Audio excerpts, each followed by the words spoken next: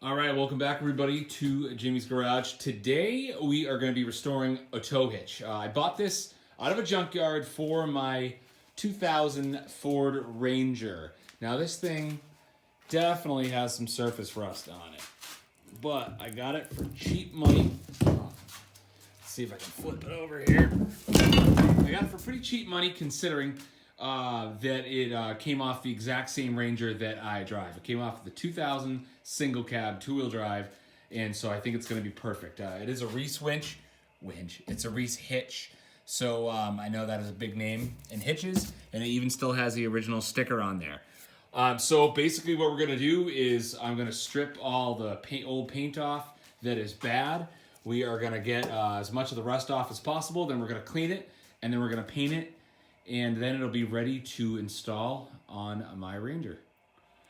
All right, tools you're gonna need to do this project. Of course, first and foremost, safety. You're gonna need safety gloves. You're gonna need safety glasses. You're gonna need ear protection. And if you wanna go even further, you can put on a grinding shield as well, because we are gonna do some grinding. But as far as hand tools, scraper to get all the big chunks of paint off, of course, just a regular paint scraper. I would say a wire brush, but I don't think that's gonna do anything, so we'll throw that to the side. You're gonna need to use some power. So I got both of my angle grinders here. They're both 4.5 inch. This one has the wire wheel on it. These are really, really thick bristles. This is gonna take off a lot of paint and a lot of rust. This is my other one. This is the trusty, tried and true Harbor Freight Drill Master $10 grinder, and I have a flapper wheel on there. That's gonna be good for some lighter stuff, but it doesn't hurt to have them both ready just to switch off if need be to see what works best. You can also use a grinding stone if things get really crazy, and there's also these cool little cups to get in different spaces and stuff that you can screw on there. And then at the end, just gonna clean it. So get a good degreaser cleaner that you can spray down and wipe everything down to prep it for paint. All right, real quick, guys. The reason I'm gonna use a scraper first to get the big pieces off, like these over here, is because if you're using a grinder, those things are high speed, low drag, man. You're gonna be spitting chunks of paint and rust and metal all over the place. So the best idea is to get all the big pieces off first that you can get off, and then you go to your power equipment and let that do the rest and get the nitty gritty. So I'm just going to scrape everything down. And for the first time ever on Jimmy's Garage, we are going to do high speed recording. Ready? Let's go!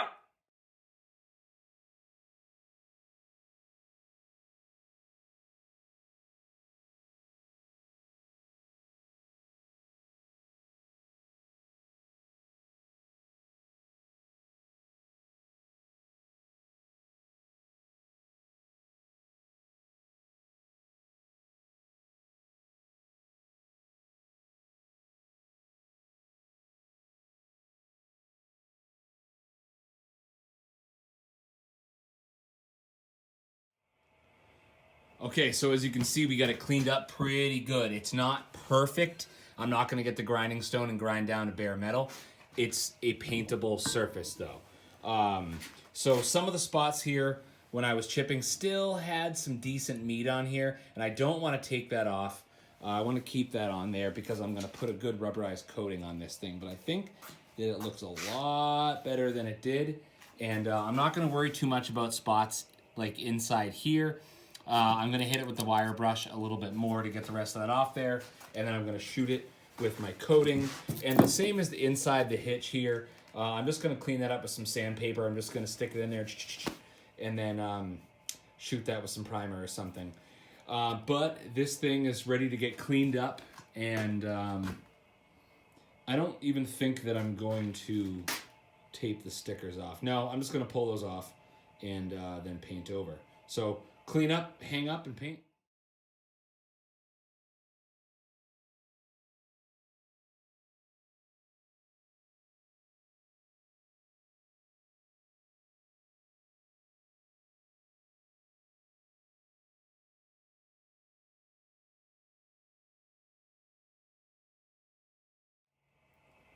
All right, dudes, here it is. I think it looks pretty great. I got a good amount of paint. I actually used the entire can on this. The only thing I missed was these brackets here. I missed the back side of that, but oh well. I'll just have to shoot it with something else. But so what I used here is the Iron Armor rubberized coating from, guess where? Harbor Freight. I believe this was $7 or $8 for this can, but I thought it'd be worth a shot. This is supposed to be undercoat spray. It's supposed to protect, of course, against rust and against corrosion and all that other kind of stuff. So I'm hoping this will do a good job with not rusting up anymore. And then after that dries, it does say on the can that it becomes a paintable surface. So I may hit it with this $1.50 spray paint from Dollar Tree. No, I'm sorry, Family Dollar. If you watched my video on the tires and wheels, actually the wheels that I refinished to put on my pickup truck, then you'll know this is the same paint, and it worked really well. The paint's been on those rims for a couple weeks now, and it looks really good, so we'll see. But I hope you guys liked the video. I'm going to do another video of installation for this. It's going to cover, of course, my truck, but I'll hopefully do the video in such a fashion that it'll help you with installation of any kind of pickup truck for a tow hitch. So, again, thank you guys for watching. I appreciate it.